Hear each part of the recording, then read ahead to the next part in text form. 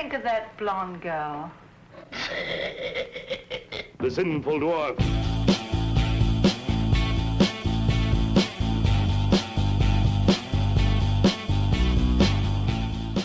Max is a nihilist. Dead emotionally. He's a liar, thief, murderer, and incest rapist. Max is also the main character of The Cobbler from 2014, played by Adam Sandler, and not from The Sinful Dwarf from 1973. But this will be very blurred as we go on with this episode. Greetings, everyone. My name is Jared. This is the Oldboys podcast. With me today, as always, is Danny. Hello. Hi, Dan. Hello, how are you doing? Hi, how are you? Hi, hello, Hi. how are you? I'm Hi. a normal human being. This is how humans speak. Is it? They greet each other with words. I'm Hi. using them now. Is it how cobblers speak? It's, No. yeah, how they try to emulate us. They I try think to cobblers are aliens. I think so too. So, we did it, Dan. We did it. What did we do? What happened? Where was I? We watched an Adam Sandler movie. Oh my god, you're right. I forgot that was a feat. I forgot that was a challenge. We did a it. hurdle to overcome in life. And we noticed something while we were watching this film. I think I know exactly what you're talking about. This movie has some similarities to another film that me and you both saw recently. Yes, a film called yes. The Sinful Dwarf. It's from the 70s. Mm-hmm. It's fair to say, yes. Yeah. It stars a person named Olaf. Yep. And Olaf just happens to be a little person. Yes. Midget. Is that the right thing to say? One of those dwarf. is offensive. One of those is correct. So we watched both these movies. Yes. And tried to draw comparisons between. We didn't have to really try that hard. There was some it pretty was good like comparisons. it's essentially the same film. The Yes. Cobbler is a remake of The Sinful Dwarf. And we also kind of learned some interesting things. For That The instance, Sinful Dwarf The Sinful Dwarf. is Yeah. a documentary, Yep. and its Yes, events that's happened true. in real time. That is, the life story of Olaf.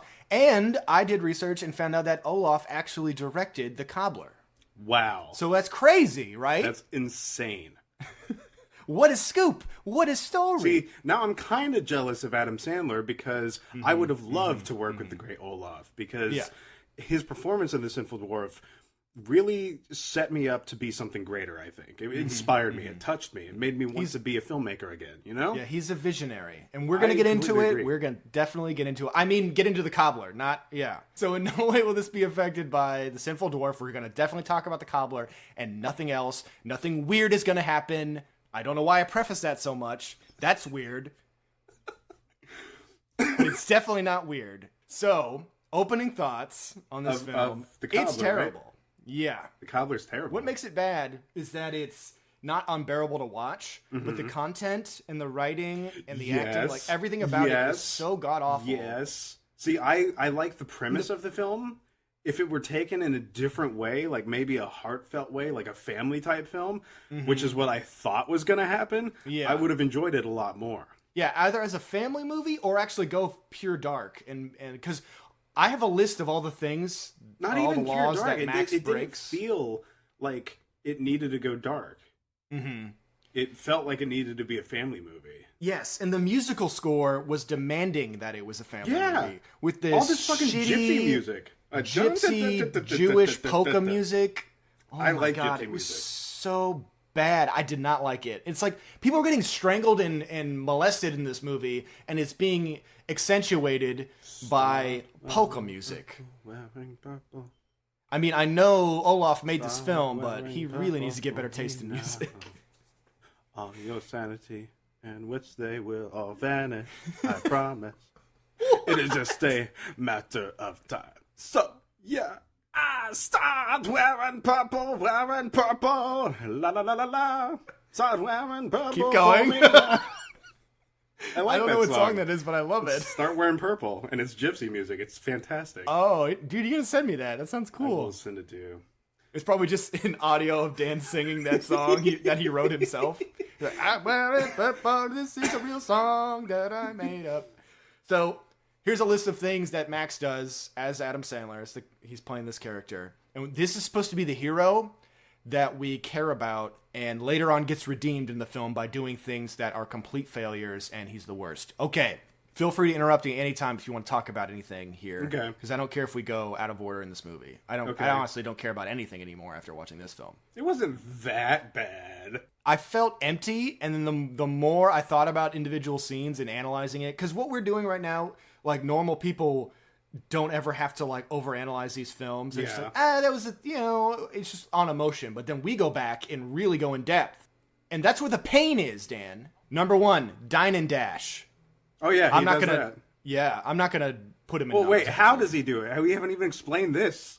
We can talk about it, but like I have a long list. So. Okay, yeah, let's talk about. Here's what I'll do. Let's talk about all this shit first, and then talk about whether you think that his ability justifies the way in which he behaves. Let's do a mini game now that I just thought of. So I'm gonna say the law he broke, and you're gonna tell me the scene very quickly what it was.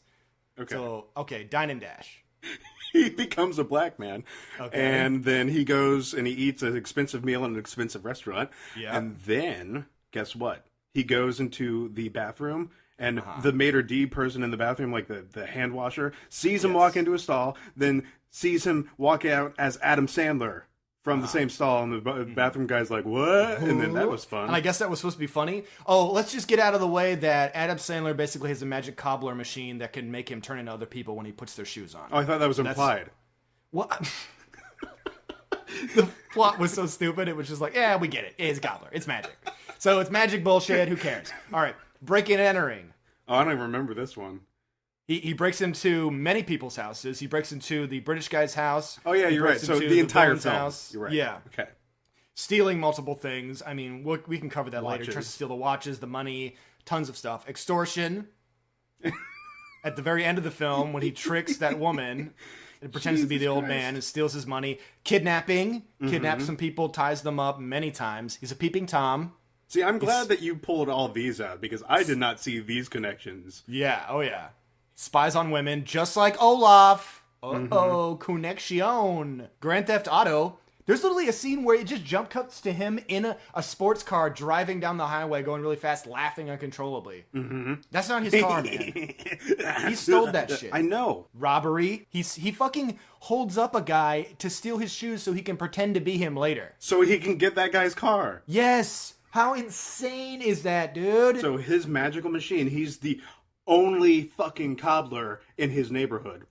Okay. Yeah. But everybody from New York City goes to him for some reason. I'm pretty sure there's more than one cobbler in New York City. I don't know. Cobblers are very refined people, and I tend to stay away from them, and I leave restaurants whenever they walk in. Here's the deal. He changes into people by putting on their shoes after he has worked on them in his magical stitching machine. Yep. So, my question is, what are the repercussions for all the people that he actually is impersonating? Yeah, he's probably ruined everyone's life. Oh, yeah, because that one transvestite is obviously going to be indicted for murder, because her shoes were at the scene in which he stabbed somebody in the throat. Well, if his dad didn't clean up the fucking murder scene, that's the thing. No. There's people cleaning up murder scenes in this movie. Oh, also there's murder, which is the next thing. Oh yeah, I forgot about that. We hadn't talked about the murder main character yet. fucking straight up kills someone. Yeah. Identity theft, fraud, assault and battery, and of course, everyone's favorite, attempted rape. This is pitched as a comedy. Not even a dark comedy. A happy-go-lucky, hey, I'm Adam Sandler comedy. Yeah. And many of those things also happen coincidentally. I don't think there's a real correlation in The Sinful Dwarf. Oh, I'm sorry, I'm not saying it right. The Sinful Dwarf! The Sinful Dwarf. 1973's The Sinful Dwarf. The Sinful Dwarf. Murder and mayhem. The Sinful Dwarf. He's a molester and a murderer. The Sinful Dwarf. He'll touch your dick without your permission. The Sinful Dwarf. He'll jump up and down on your bed, whether you like it or not. The Sinful Dwarf. He plays the piano for his mother. The Sinful Dwarf. He abducts 12-year-old girls. Oh, God. The Sinful Dwarf. In my mind, that girl was 18 and everything was fine and legal, all right? Absolutely not. Yeah, wow. What an opening to that film. It's so insane. Basically, the opening to that film was... He has this hilarious puppy. The Sinful Dwarf. Yeah, he has this, mechanical dog that yips. Like, yip, yip, yip, yip. It's a little poodle that he has on a string. And a little girl is playing hopscotch, who was just a grown woman pretending to be a little girl. Mm-hmm. And he tricks her into picking up the dog. What's that? Keep telling yourself that. I am. Whatever makes you sleep at night. I have to. Yes, it will make me sleep at night, because if I don't, everything about this film gets worse, way worse. Yeah, which is why it is insane. So that's fun. I mean, I guess the movie's over, right? We've covered everything. Oh yeah, all the misdemeanors and crimes, absolutely. So what happens in this movie, Dan? Well, it starts off, you see the little kid the cobbler as a little kid, and his dad's talking about how this is my magic stitching machine, and it was handed down from my granddad before me, and blah, blah, blah, blah, blah. And I want you to take it because it's a family heirloom, and you're going to run my shop, and whatever, so on and so forth. Yeah. But some of the content of that conversation was talking about how a stranger came into their midst and taught them something. Yes. Uh-huh. And it's like it's setting us up for a flashback to meet that stranger, but it flashes forward into Adam Sandler's future.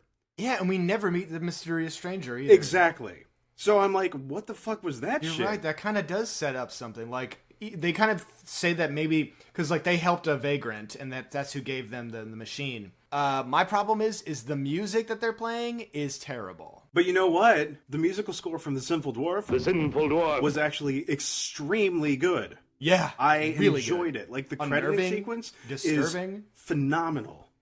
It's just musical numbers by craziness, and then dude, the fucking screeching guitar during fucking rape scenes are insane. I have never, ever seen anything like that before. I did not know what to do with myself. I couldn't. Yeah, it was intense. I couldn't do it. I just froze because it was so crazy. unnerving to watch. Yeah. And then this amazing sounding music came in, and we're in this whirlpool of fuck.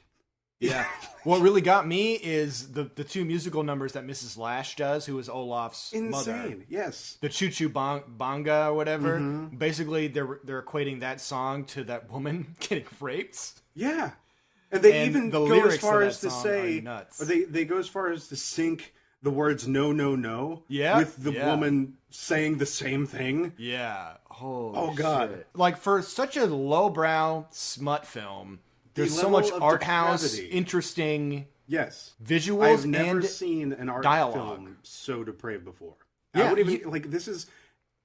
I've seen smut. I really have. This is a category all on its own. I've never seen a film like this. For sure. This is insanity, and at the same time, it's a very, very good film, which is disturbing. Visually striking, interesting to watch. Which makes it really crazy. I'd say the only places that it fails are the jump scares.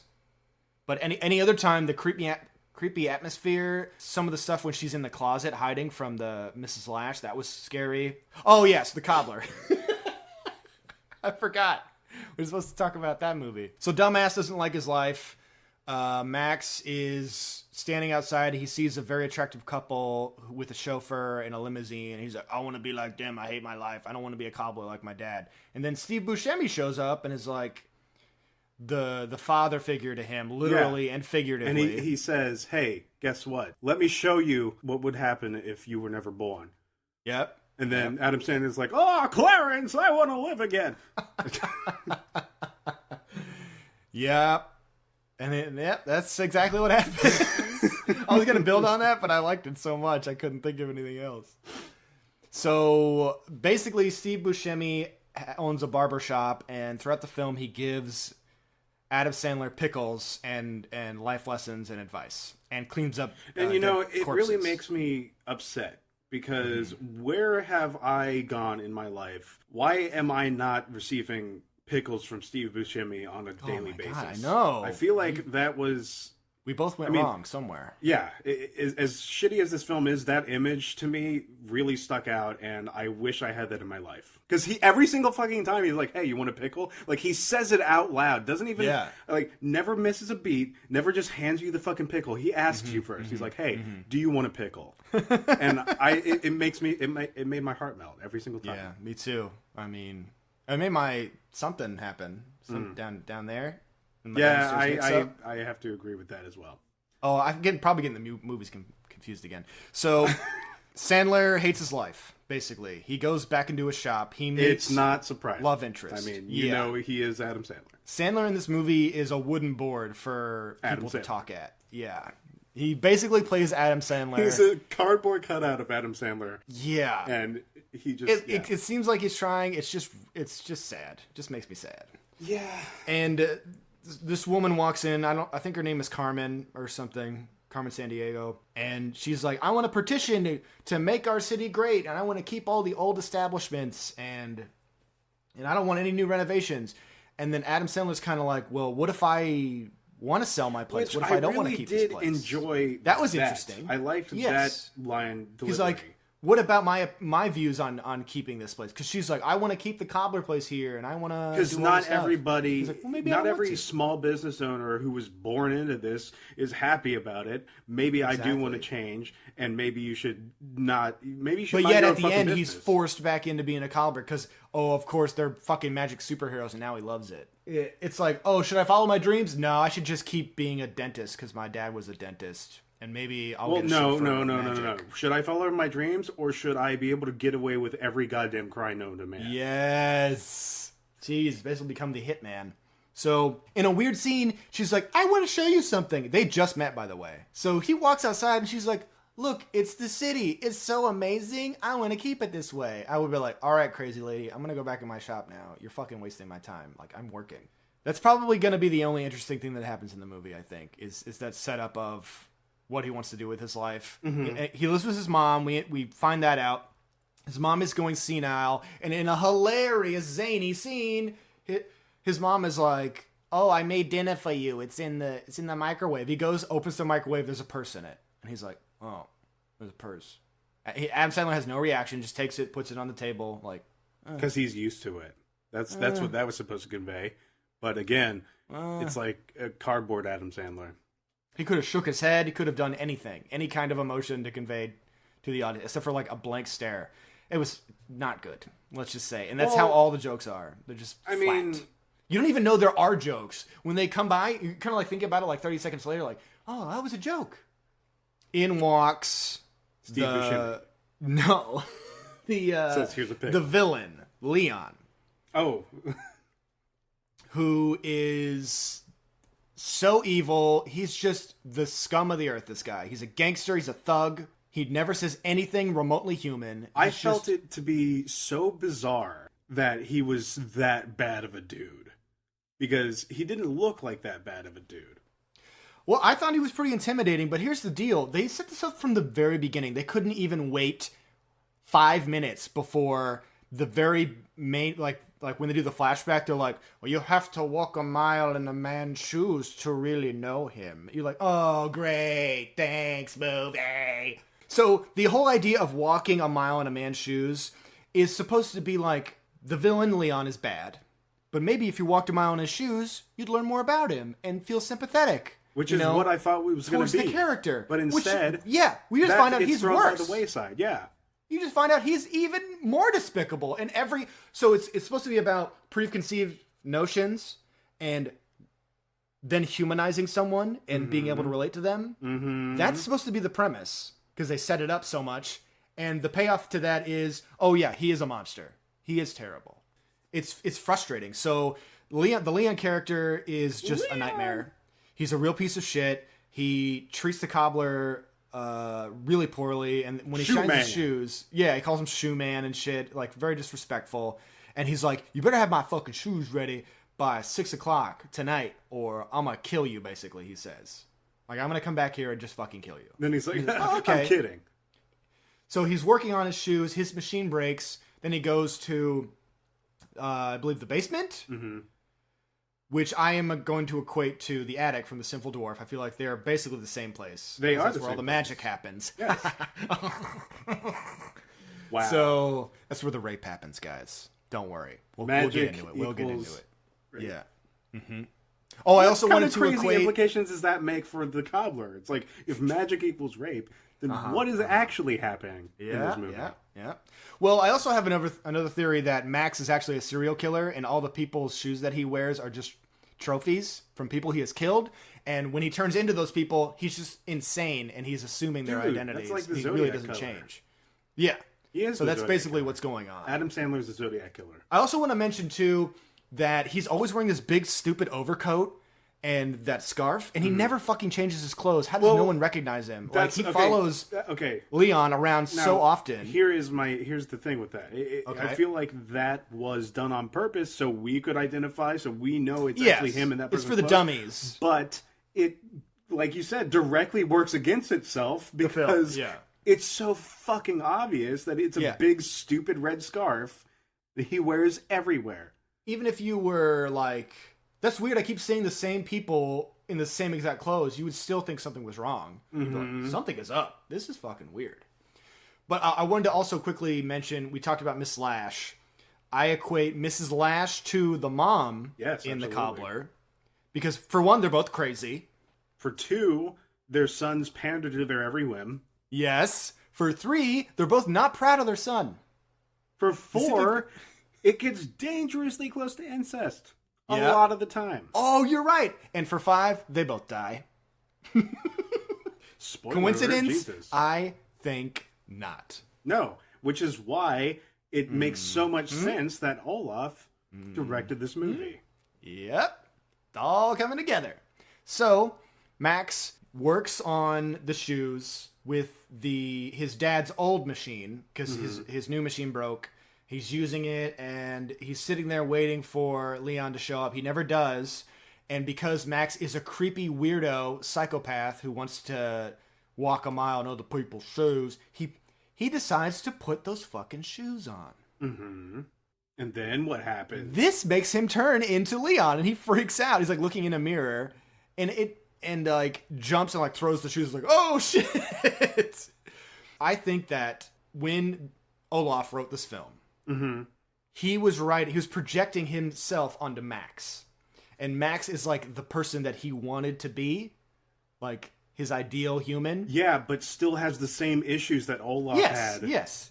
He's creepy. Dealing with his entire life. He's loathsome. He's unredeemable. He tricks women into having sex with him against their will, and he kills people. Both of these characters, Olaf and Max, do all of these things. Yes. Case fucking closed. You know, haven't really told you about this, but this film, The Cobbler, reminds me that my dad left me a pair of shoes. Oh, he did? Yeah, and I haven't even took them out of the box yet because they look kind of old and shitty, and they're in this. They're not even in a traditional shoe box. It was weird. It was like almost like leather bound. Mm-hmm. You know what I mean? And that's interesting. I think I'm gonna go put them on. Yeah, I feel like in the spirit of The Cobbler, starring Adam Sandler from 2014, you should definitely put those shoes on. I think the audience will really like it too. I think so too. Let me go get it. All right. So we're gonna take a quick break, and we're gonna have Dan put these shoes on. Okay, so I got them. Okay, 10.5. Good. That's a good size. Oh, that's 10.5. That's good. It's good to know. Yes. So, here I go. All right, Dan is putting the shoes on. And oh my god! Oh my god! Dan, what happened? Oh my, who's that? Hello.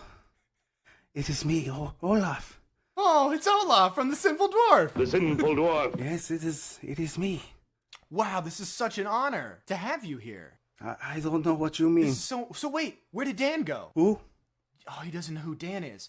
Okay, so Olaf, I don't want you to be alarmed, but I think through Cobbler magic, you have become my good friend and podcast co-host, Dan.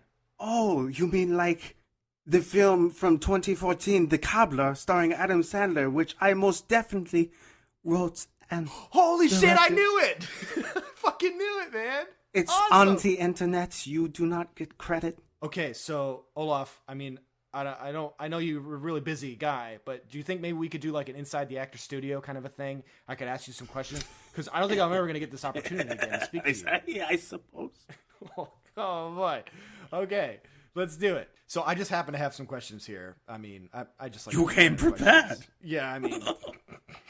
Is it okay if I call you the Sinful Dwarf? Is that fine? I will allow it. So, Olaf, what do you think of that blonde girl? She was nice. So I'm looking for a new place to live. Why do you think I should rent at your apartment? Oh, wait, my current apartment is the one from 1970. I get confused a lot. Just any apartment. Just £6 a week. Okay, that's Can definitely afford it. It is. I have a nice bed. That's good. I like nice beds. So we're gonna get more toys, Olaf. Of course, you find them upstairs with me.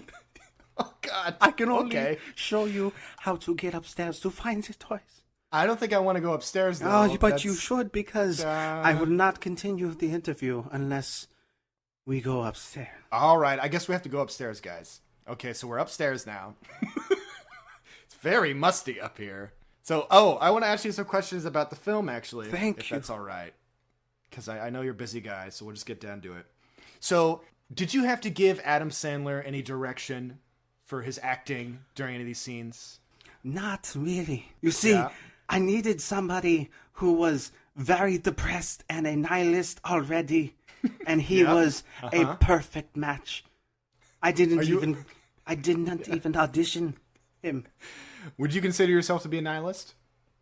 Well, I mean, I love my mother, but she was so oppressing. Okay, all right, yeah. So I guess my final question would be, what inspired you to create, write, and direct The Cobbler 2014 starring Adam Sandler? It was obviously the story of my life. Oh, okay. All right. You did not see the connection between the mother and my mother? How about the basement and the attic? I think. Yeah, we talked about that. Yeah. I think that those connections are so concrete. Can we talk more about the little girl? What? What little girl? You haven't mentioned my favorite. I guess we could talk about that. I'm not sure what you mean. She was playing hopscotch. Oh, Olaf, that was from the other film you were in called The Sinful Dwarf, right? I am the Sinful Dwarf. That's why I let you call me. But you died in that movie. You died at the end of it. Wait, are you a ghost? And you inhabited my friend's shoes? No, I am just me. You know what? That's a good life lesson. We should all just be ourselves and not try to be other people. Thank you, Sinful Dwarf. But I imposed my will onto Mr. Sandler. He performed for me. He was like my toy.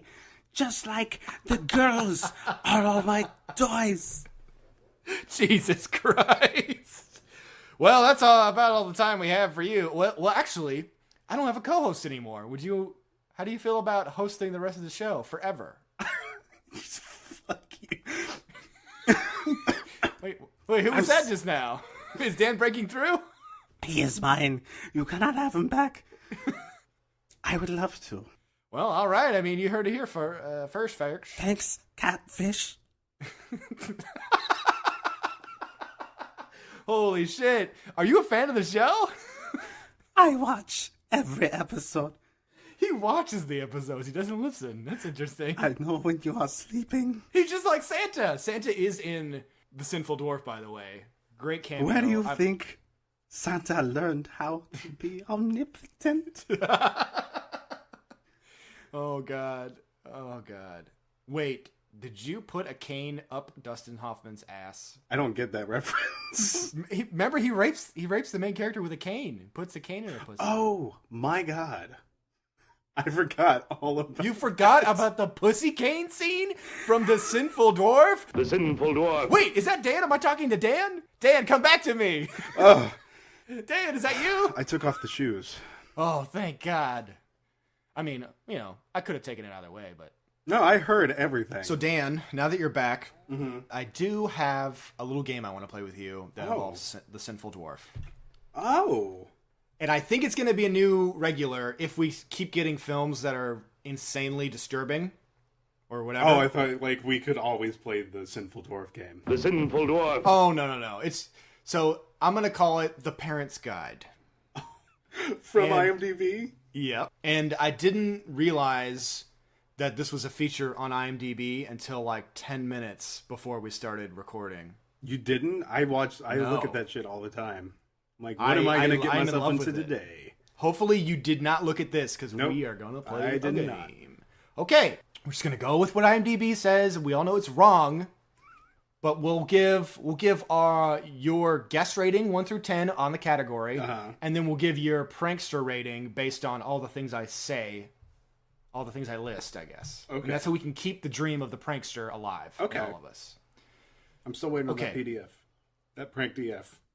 That prank DF dough. So, sex and nudity, 1 to 10. 10 being the worst. Like, there is a lot of fucking sex and nudity. 1 being there is none. In the Sinful What would you Dwarf? rate it? Yes, in the Sinful Dwarf. What would you rate it? A 10? Okay, that is correct. A 10 for sex and nudity. Female sex slaves are shown in a room, naked. Various sex scenes show clients having sex with women. In some instances, a man's erection is shown along with the female's genitals. A husband and wife have sex while the man watches them what scene that is. from a hole in the wall. Oh my god, okay. A woman's bare breast and butt can be seen in a man's butt. A man rapes a woman using a cane. It's implied he penetrates her with it after to fondle her nipples. An older woman bears breasts are shown as she gets dressed. Well, it does happen. A woman is forcibly stripped down to her bra and panties. Does it mention the rapes? There's many rapes, they should also say. The woman wears fitting clothes throughout the film. Fitting clothes. Dude, that sweater she wears in that film, beautiful.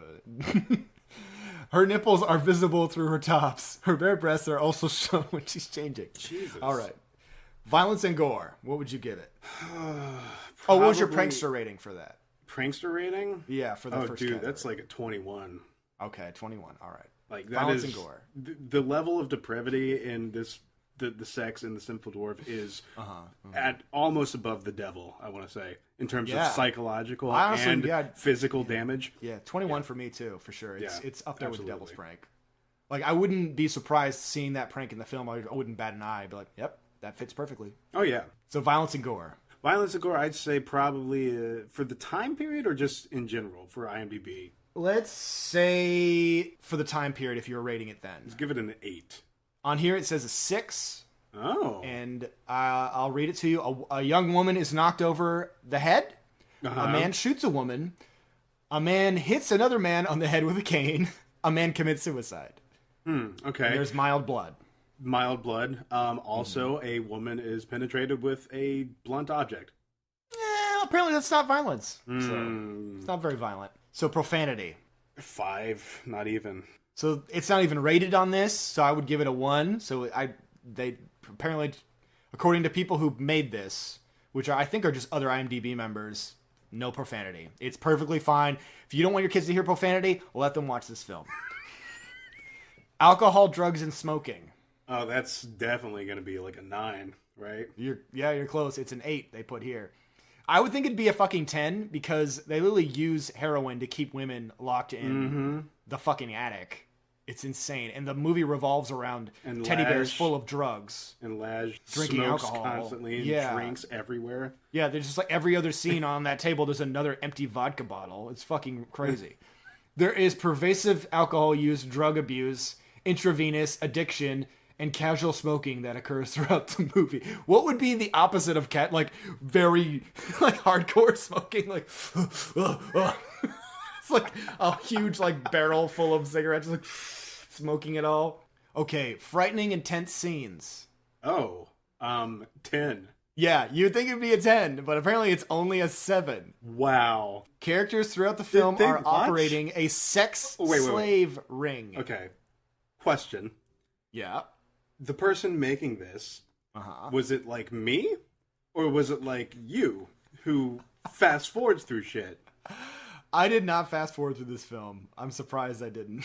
Yeah, I'm surprised you didn't too, because there was one that was very hard to watch. Yeah. I may have looked away, but I definitely watched it. Females are shown to be abused and raped by the clients. This is a 7. This is what constitutes, somebody thought, a 7. This is like one of the most disturbing movies I've ever seen. So that's the game. That was fun. I hope you liked it. I did. So my next thing I was going to try to equate Go back to the Cobbler? Yeah, I guess. Is that... I mean, the one film that we were supposed to review? I believe the Cobbler is creepier than the Sinful Dwarf. Oh! It's more disturbing. Okay. Or just as disturbing. So let me read you some of this stuff here. Okay. So Max stares dead-eyed at everyone and can barely interact with people. Is that fair to say? He is Adam Sandler, yes. Like Olaf. Okay. He's constantly stalking people and asking them about their shoe size, which he's always like, is that a 10.5? That's like his cat called, like how Olaf would say, I have more toys upstairs. It's literally the same dialogue. He's going to molest and kill you. This is Adam Sandler. Your shoes. The life and times of. Yes. He's always eating phallic salty pickles. And they're everywhere all the time, shoving them in his mouth. People are shoving it to him, asking him to eat their pickle constantly. He always wears the same clothes. We talked about this. And he never changes them. He just wears the same clothes for days and days. Like a crazy person. Almost every scene in The Cobbler is creepy and disturbing. Would you agree? I mean, not to the extent of... The Sinful Dwarf. But anytime they were trying to go for anything, I always felt unnerved and creeped out by the main character.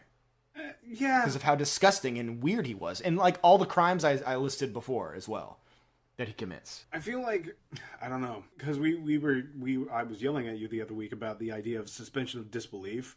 Uh-huh. And you have to do it hardcore with this movie. Yes. Big time. But then at the end, whenever he fixes the whole problem with the guy being evicted and blah, blah, blah, blah, blah, the woman, Carmen, comes up to him at the very end. And she's like, how did you do all this? And then he just kind of deadpan stares back at her and smiles. Right? Yeah. Stupid. So because there wasn't an answer there, it feels, I think that anxiety that you're talking about, the creepiness, like there's never it's magic that works. It's like, oh, magic happens, so we can just get away with whatever the fuck we want to. Even that I was okay with. I meant like his interactions with other people constantly are all fucking creepy because his main goals are just to pretend to be other people and rob and steal from them and molest women. Or puts on his father's shoes, turns into his father, played by Dustin Hoffman, might I add. Yes. And goes on a date with his own mom. But before he goes on the date with his own mom, looks directly in the mirror and says, "Hi, Pop," Yeah. talking to himself in his father's face. Weird so shit. Weird. It's also established that if you put on a dead man's shoes, you'll look like how the dead corpse looks. Oh yeah, zombie humor. Which is actually pretty interesting because he puts on a dead person. He's like, "Oh, he's dead," and I was like, "Oh, that was." Well, let's think about this for a second. So, okay.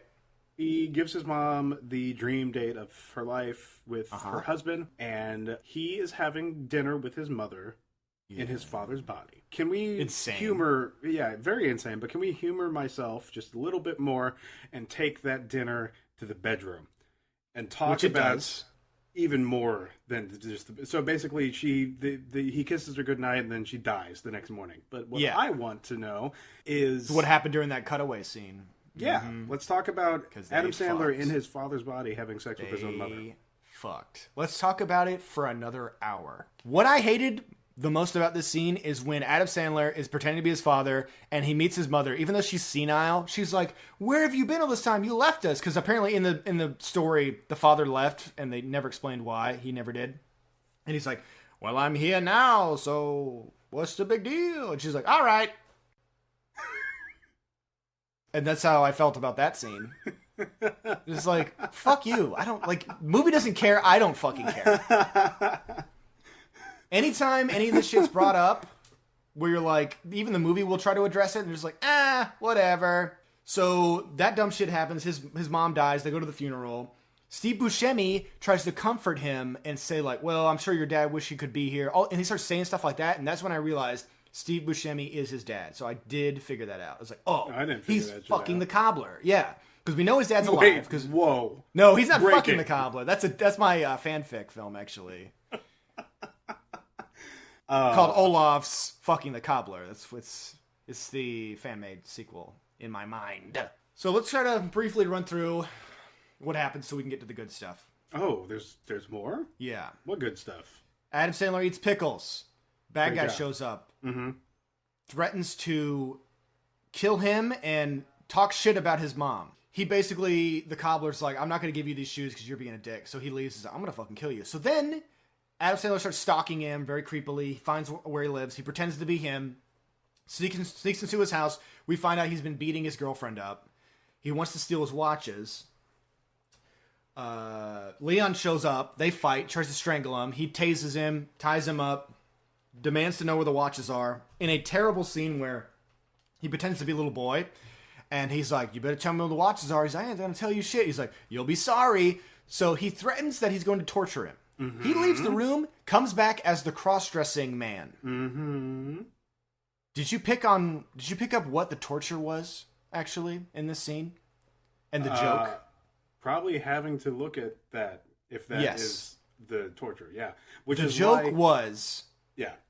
There's a man cross-dressing, I can't bear to be around him. You are hilarious, movie. That's the... Yeah. And that kind of fits with Adam Sandler films. I know this isn't a film he made, but he probably looked at the screenplay and was like, oh, we can hate against minorities and people that aren't like me? Oh, sign me up. Or this shit's hilarious. I love it. Okay, so he goes into that one, Leon's stash of weapons, finds a fucking taser, and then plays with it, goes, zzz, he's like, oh. Tases himself. Then he tases himself. As if we needed that played to for happen. Laughs, I guess. Yeah. Adam Sandler laughs. Made me think it was terrible. It was awful. Which is, like, I'm saying, like, every fucking movie that he's in. Yeah.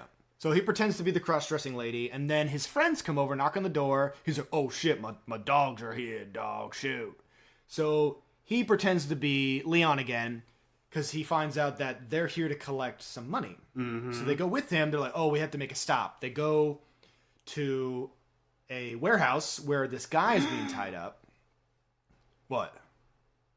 A warehouse.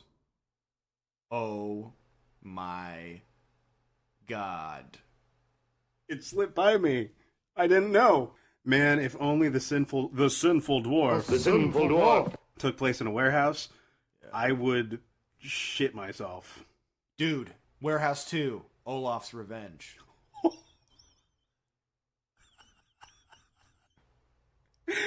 He has more toys now. He couldn't fit them all in the attic. Oh, Olaf is back! Oh, no! No, he's not back. So, they have a guy tied up, and to the credit of the other actors in the film, trying to pretend to be a boring, bland Adam Sandler, they actually do a pretty good job of being a wooden board, like he is. Because when they're actually acting, they're pretty decent. And then when they act like Adam Sandler, they do a good job because all they have to do is act like an idiot. So he runs in the bathroom. He's like, what am I going to do? And he decides he's going to ask the guy, have you been a good boy this year? And he's like, yes. He's like, okay, I'm going to let you go then. I'm the boss. You have to listen to me. So they let the fucking guy go. And you know it's a setup for later? And the payoff for this setup is terrible. Mm-hmm. It's almost like they could have cut these scenes with the guy getting tortured and what happens later completely out of the film, and it would not affect anything in any way. So he goes, meets with the blonde lady, who is, I guess, the real villain of the film. He gives him a bunch of money to do a hit.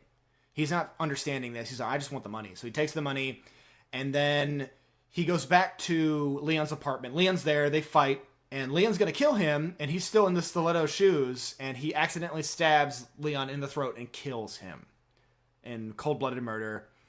He dies, and then Adam Sandler, like a genius, leaves all of the money and all the evidence there. Yeah. Goes home, goes and turns himself into police, and realizes that when he goes there with the police, they don't believe him, really. Someone's cleaned up the body and everything. It turns out that Steve Buscemi did it as his dad, because he is a professional hitman mafia boss who is fine with cleaning up murders, I guess. Well, I mean, he is Steve Buscemi. And they kind of make out the Cobblers to be assassins. So the cops think he's crazy. He goes home. He finds the bag full of money and all the evidence back at his shop. He's like, what's going on? So Sandler tries to do the right thing again. Like, every time he tries to redeem himself, like when he goes to the cops, when he does this, it's just always the wrong thing. Buscemi tries to stop him, gets into an argument with him. If it hasn't become apparent that Steve Buscemi is his dad, it's hitting pretty hard right now. He goes back to the blonde lady, gives her the money. She, of course, decides to kill him because he knows about the hitman plot. He gets thrown into a trunk, or back of his back seat or whatever. He turns into, for some reason, he has the dead man's shoes on, so he can put them on. I don't know how. No, he had all of the shoes in his duffel bag. And they brought the bag with him? Okay. That's so funny. He is like a superhero with his like utility belt. He's like, oh, let me get my new shoes duffel on. bag and completely impractical. So stupid. Yeah. And then he puts the shoes on, scares him, thinks they're a zombie. The cars crash. He jumps out of the car as the zombie, and like little kids are there, and this is all played for laughs, by the way. It's supposed to be wacky and zany. And he goes up to the kid. He's like, I'm not a monster. I'm not a monster. And the kid's like, oh. He's not even saying that. He's just screaming. He's like, "Bah, bah." Yeah, he can still talk normally. Why would he do the fake monster thing? Yes, he can. He's done it before. When he first turned into the zombie, he was like, oh, I'm dead. I'm dead. Oh. As the zombie, he can still talk. Plot hole, because he says that, but then at this point he's like, and then he takes off the shoes, like, and then he starts talking normally. Yes, exactly. And he's even walking like a stereotypical zombie kind of a thing at the kid. Why would he ever do that? Just for the gag. It's just for the gag.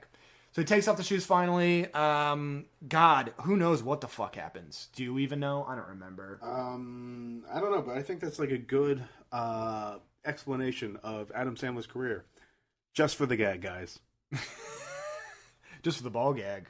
I guess. Oh, so he goes to tell his love interest that there's a big plot to kill the old man that she's trying to defend. Like, we didn't really mention this, but who cares? Because she's trying to, like, keep this old apartment building there. And I feel like she's the villain for wanting to keep this one man. Because in this apartment building, right, no one lives there anymore. Mm-hmm. There's only one dude who's there. He doesn't own the apartment building. It's him staying there. He's gotten many eviction notices. He should fucking leave. They're going to pay him money anyways. He's not supposed to be there. Another company owns this building, so they can do whatever they want, right? So I feel like the old man is the villain, and his love interest and Adam Sandler are the bad guys. Yeah. So short story long, Adam Sandler derps around. He comes up with a scheme to pretend to be the old man. He fucking beats up and kidnaps these two thugs that work for the woman. They frame the woman, put her on Channel 9 Eyewitness News. Who fucking cares? She confesses to everything and says she's evil. They catch it on tape.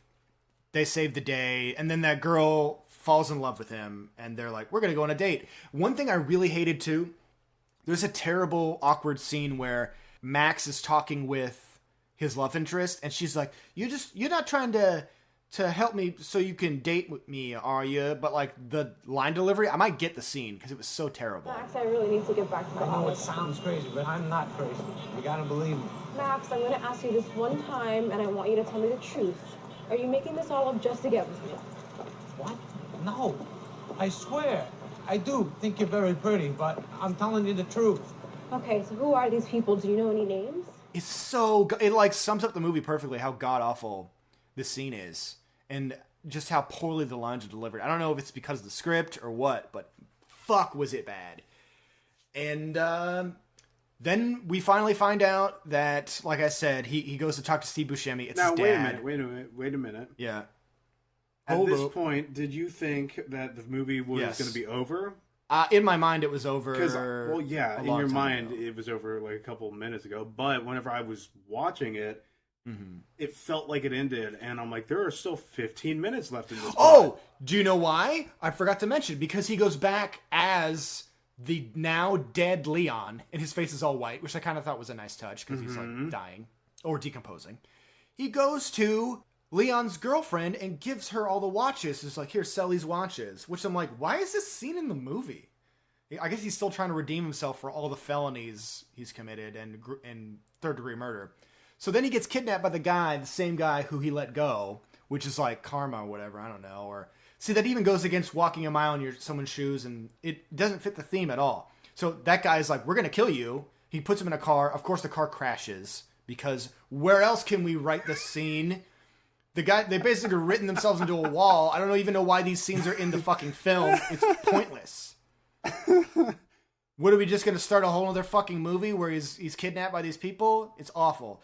So his dad is there to clean up the mess. Presumably he kills everyone in that car. His father. And then, hides the bodies like he does because he's good at that. They should be dry cleaners, not cobblers, if you know what I mean.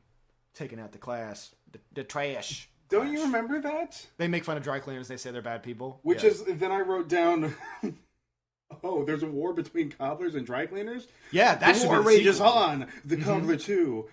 Dry cleaner fucking. I don't know. But yeah, that would be an amazing Your movie. number's Like- up next. like- That's what it should be called. The Your Cobbler number's 2. up. Your number's up. I don't know. We're I geniuses. think that would have been a more Where's our entertaining money? movie Someone if should it give us were money. like, you know, the Hatfields and the McCoys, but instead cobblers and dry cleaners. Exactly, man. I'm telling you. We could do like a Romeo and Juliet love story, and then we could all shoot ourselves in the head with a gun. So we're done with that film. Who cares? It's like the dad takes him to the cobbler cave where he keeps this big row of like all these shoes going back like hundreds of years. And then Adam Sandler finally gets a chauffeur in a car, a limousine, like he always wanted, because his dad is like a secret agent. And they get in the car together, and he's like, "Oh, funny story." And he tells him about the stupid cobbler magic bullshit. So that's how he becomes a secret spy, and his life is great through all the crimes and bullshit he committed. Yay, the end. What a great story. And then they go fight Spectre. Yeah, and then fight fucking Spectre.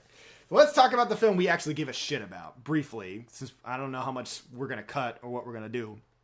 Tell me about your favorite scenes in this film. Oh, let me just we'll read talk through about my stuff. them. Okay, so Pretty Music and Hopscotch, Teen Yep. Girl. Here, tell you what, I'm just going to read through my notes, and then we'll pick, just stop me whenever you, Sure. okay. So Pretty Music and Hopscotch, Annoying Ass Puppy. What the fuck, she just follows him, Yeah, that was weird. I have more toys upstairs. is one of my notes. Yeah. Not only is he a dwarf, but he's disabled. He hobbles around with a cane and Yes, talks yeah. strangely. See, Yeah. that's to make him sympathetic, so that we're like, "Oh, Yeah. we can't hate Olaf. I know he's a rapey murderer man, but I feel bad for him." Badass music with clown and opening sequence, and then Oh I my just god, that went- opening sequence is insane. Yeah. It's worth watching the film just for that. You can Oh, just yeah, turn it off and absolutely. be like, "All right, I've seen enough. It's good." Mama got a facial scar. Oh, yeah, and Bobby Mrs. was a Lash is racist. wonderful They were in this all in movie. love with She's dying such a and they were creepy drinking from a motherfucker. fountain that was pouring like an avalanche coming down the mountain. Couple fallen into hard times must seek out cheap rent, can only find Yes. it in society's underbelly, but they look well off.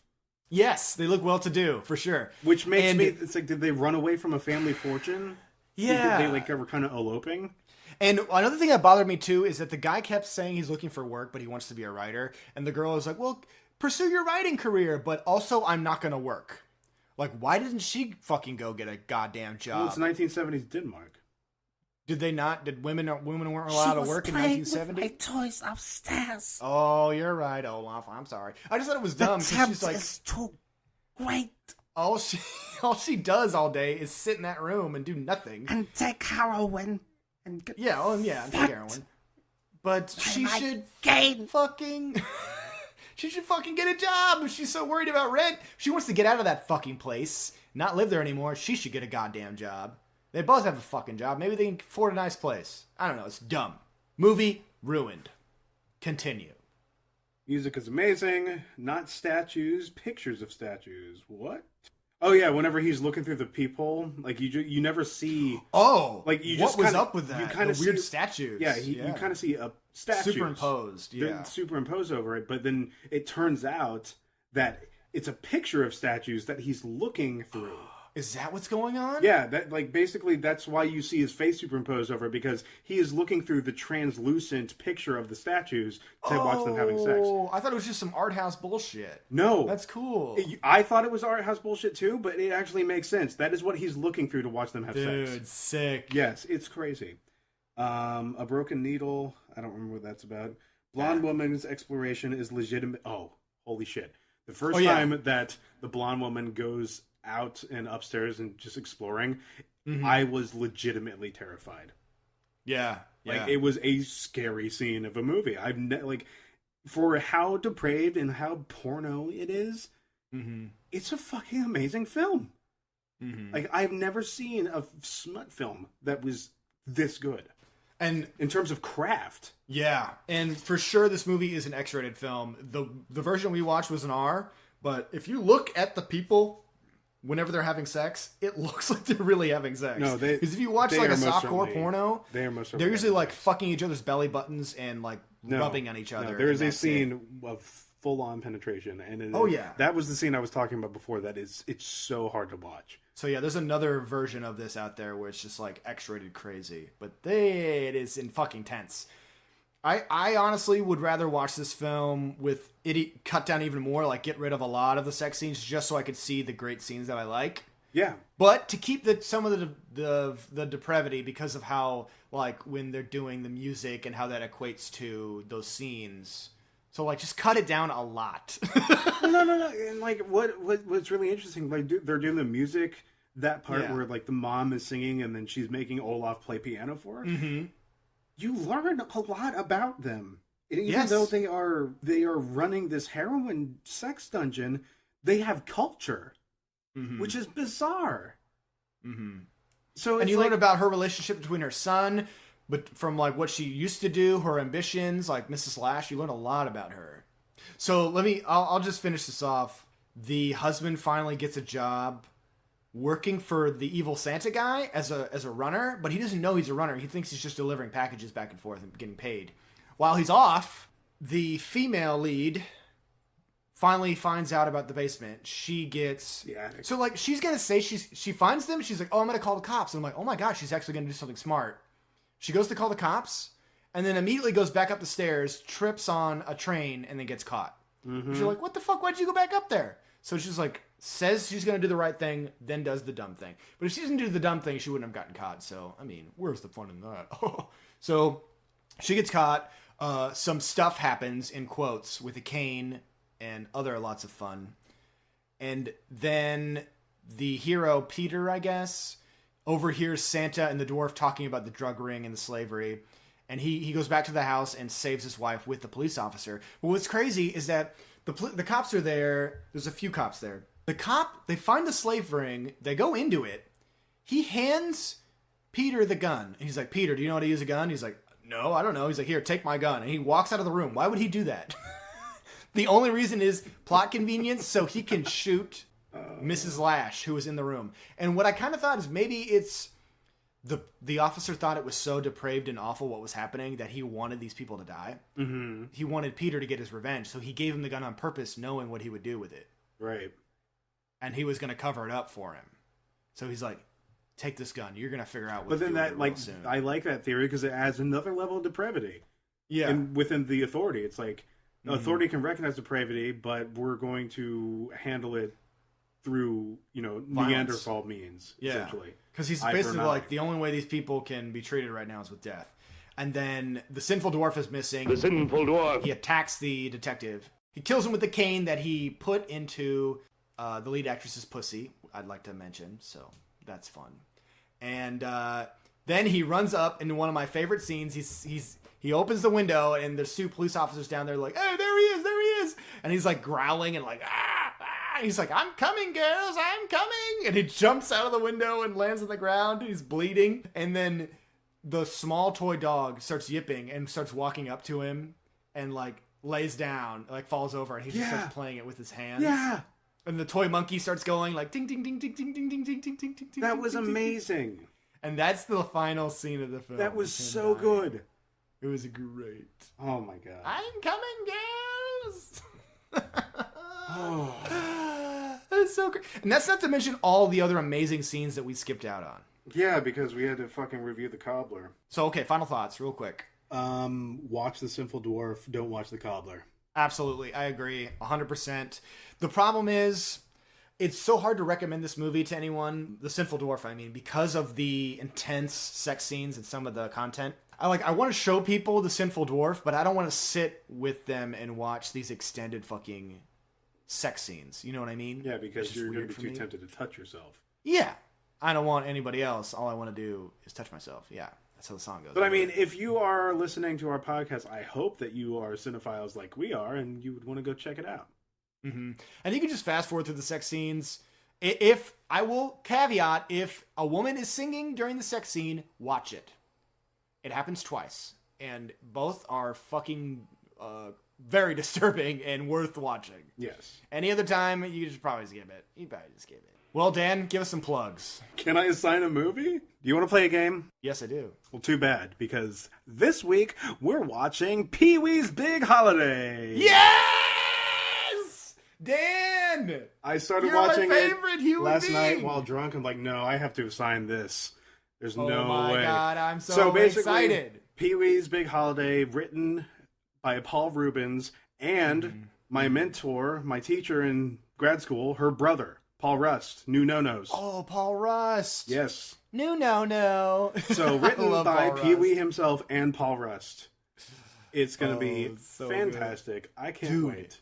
Paul Rust's comedy Is is so good. Yes. I can't wait to see it it's- applied with Paul Rubens. I will tell you right now, I watched, like I said, I've watched maybe the first 4 minutes of it. Mm-hmm. It is crazy. Paul Rubens is like 65 years old, and he still looks like Pee Wee Herman from the 80s. Yeah. It's ridiculous. I saw kind of the trailer, the opening trailer with the Rube Goldberg machine that wakes him up, like in the first film. So, please find us on Twitter as oldboys_podcast. You can find us on Instagram at oldboyspodcast. You can email us at oldboyspodcast@gmail.com. Find us on SoundCloud. Comment directly on our feeds. We like that. Some people are doing that. We really like it when you do that. Sometimes I talk back, but sometimes I don't. I need to get better about it. Find us If your on comment's stupid, we probably won't talk back. Find us on iTunes. Give us a 5-star review and a good review, like a good text review that I can read and beat it to. And then, I think that's it. And now, Dan, you have the floor for the final word. The sinful dwarf. Okay, guys. Goodbye. Forever? I don't know what else to say. Like, what do you say? I don't know, but tell your friends about us. Yeah, if you can. If you like the show, tell people. Tell people who would like it more than you. Yeah, get piece them to of shit. listen.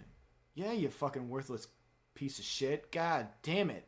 What are you fucking doing right now? You're probably not doing anything productive. That was exhausting. I like it. Well, it's over. Bye.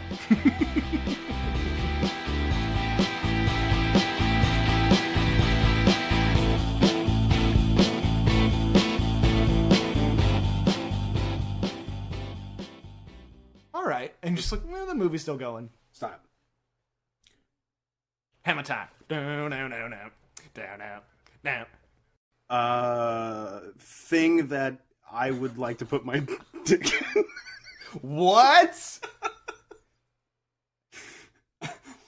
He's a mini-sized human. I want to fuck it. No. I wanna fuck. So we